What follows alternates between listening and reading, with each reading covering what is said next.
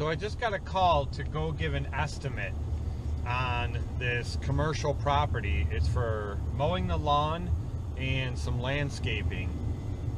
And it's kind of funny how this one came about. But we're going to go take a look at it now, and then I will tell you how this came about.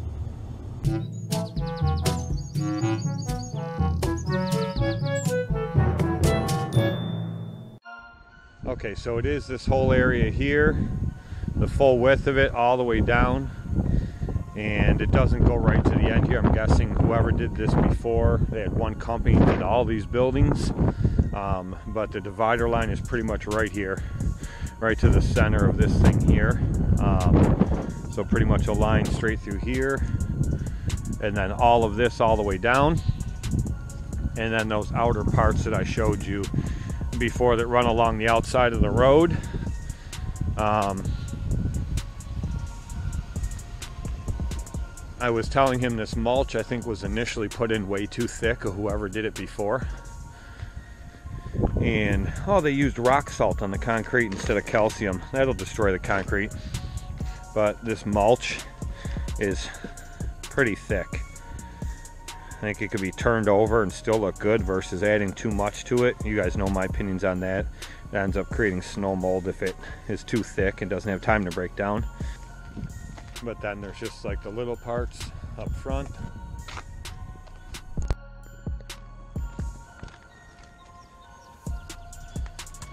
Yeah, this mulch is all still thick in there. There's a little grass part up in front over there, and a little grass along the edge and the outskirts here. Looks like they hit some of their plow markers. But this grass out here, this edge here, and this strip over here.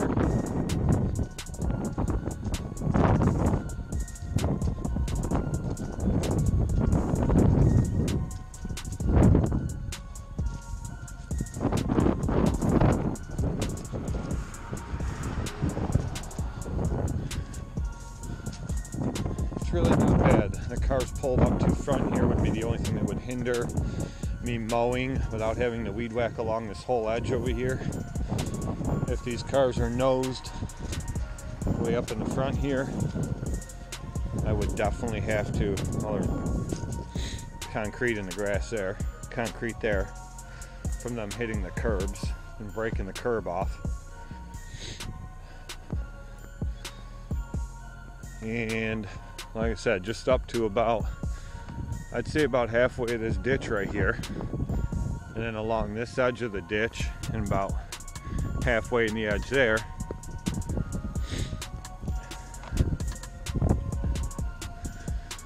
I imagine it holds water for a while, but in the summer it don't. You can see the lines where last company went right through there. So it's nice. There's definitely a lot of trimming. There's a lot of signs, a lot of curbs. There's there'll be a bunch of edging to do. And most of the mowing isn't too bad. Most of it's, big and out in the open. There's just some spots up around the building. No big deal. Those will be easy to do as well. And I'll just have to do those with either the Toro 30 push mower or else the Walker GHS. That way I'm not blowing grass all over the place and making more of a mess for myself to clean up. But there's nothing about it. I'm gonna go this way because I know I can get in easily from that way at 2 different entry points, but I'm pretty sure this wraps around and comes out to the main road. But I'm just gonna check anyway, just so I know when I have a trailer what my options are. But anyway, so how this came about, if you guys look way back to my old videos when I was plowing with the red Ford, back when I had that truck, there was actually, now I know this does come out over here, but there's another road over there and I want to see where that one goes to. If you look way back to my old videos when I was plowing with the red truck, you'll see I used to plow a couple sets of apartment complexes. And the reason I stopped plowing those was because the one set of apartment complexes had a dead-end road. It was a city street of Niagara Falls and a dead-end road that went back. And at the end of that road, there was a big parking lot on the right and a big one on the left for both sets of those apartment complexes. And then down the road a ways, there was a bunch of other sets I used to do for them as well. But anyway, this main set, the city of Niagara Falls is horrendous at plowing their streets, even the main roads. But side roads, they'd show up whenever they felt like it. So when we get real bad snowstorms, it would, you know, it could be 10 to 12 inches thick of snow, and they would never plow these streets. So I would put it in four-wheel drive and buzz down these streets and go and plow out the parking lots. No big deal, right? Well, the problem is the parking lots were nice and clean, but the streets to get there, not so much. And that one street to get there, not so much. So what ended up happening was that, oh wow, so I guess the street doesn't come out over here like I thought. It's just a big turnaround, which would be nice because I can pull straight in that end there, buzz through this little turnaround here, and come back up here and park on the side of the road up here, because it's a big wide road that doesn't really see any traffic other than what's going in these medical buildings. Plenty of area to park. I like this.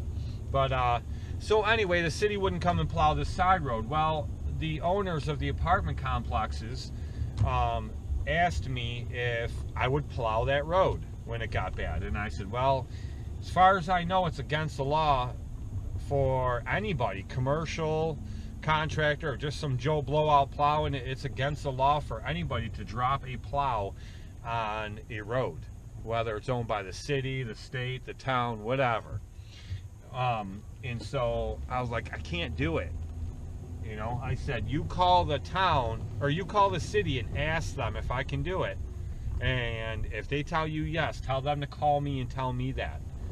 And then we'll go from there. So apparently they did, and they got back a hold of me, and they said, the city said, no way, not going to happen. And I said, okay, well, I know a couple people up there, let me call and see what I can do for you. And because it wasn't a long road, it was maybe 100 yards long, if that, 75 or 100 yards long to get back there.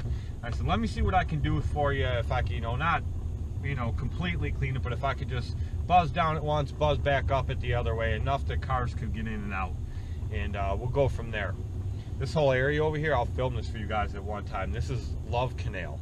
It's deserted, no houses. There's like one or two houses left in there. Half the streets are blocked off. You can't get in there. Government fencing around it. Look up Love Canal from, I think, the 70s. You'll see what I'm talking about. But anyway,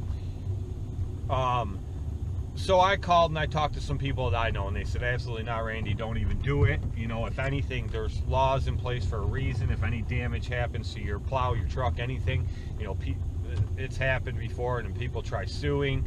You know, there's no way. You know, commercial plows on pickup trucks aren't meant for city streets, especially if they're not perfect, which this one wasn't. You know, and they're like, you'll just do damage. You don't want to be messing with that anyway. So I told them no. So I finished out the winter plowing with them, and they kind of hinted that they wanted me to do it anyway, but you know, they pretty much laid it on the line and said, you know, I completely understand. You know, we don't want you to get in any trouble or nothing like that. And I said, okay. Well, the following winter, they got back in touch with me, and because I sent them a letter, asked them if they wanted snow plowing that winter, and they said no.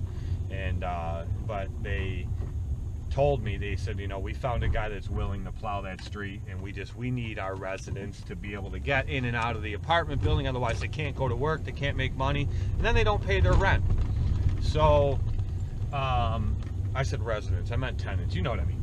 Anyway, so I said, well, okay, you know, that's fine. And I said, well, thank you very much. I've been plowing it for like 3 years, 4 years, something like that. And I said, well, thank you very much for the work you've given me. It's been much appreciated. You know, I really appreciate everything you guys have done for me, you know, as far as providing me the work. And if you ever need anything in the future, feel free to contact me. You know, I said, I'll try to help you out with anything I can.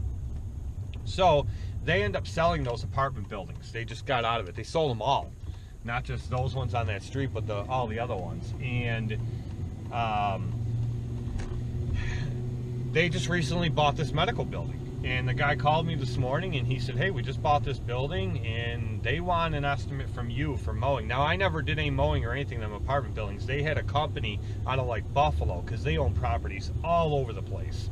and they had a company that did all of their apartment buildings and other stuff that they owned throughout Buffalo, which was a lot more than this area. And that company, because they had done them all, they agreed to come to Niagara Falls just to take care of these apartment buildings. And so that's who did it. Well, I don't know what happened to that company. I don't even know if that company even still does work for them or what the deal is, but either way, they called me. They said, you know, we had a great relationship with you when you did work for us. We love your style of billing. Everything's, you keep it simple.